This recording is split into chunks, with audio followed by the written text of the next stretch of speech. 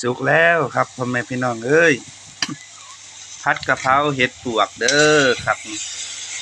กะเพราเห็ดปวกหรือว่าเห็ดโคนนั่นแหละครับพ่อแม่พี่น้องบ่เชื่อลองเฮ็ดกินเบิ่งครับกลิ่นหอมแซ่บอร่อยแน่นอนครับกลิ่นหอมเย้ายวนออกไปหาพ่อแม่พี่น้องที่รับชมพร้อมครับมาเด้อกินผัดกะเพราเห็ดปวกครับของฝากจากบ้านจากสปป.ลาวพุ่นแหละมาที่นี่ใส่ใบกะเพราลงไปครับคลุกเข้าให้เข้ากันเป็นที่เสร็จเป็นที่เรียบร้อยครับพ่อแม่พี่น้องเลย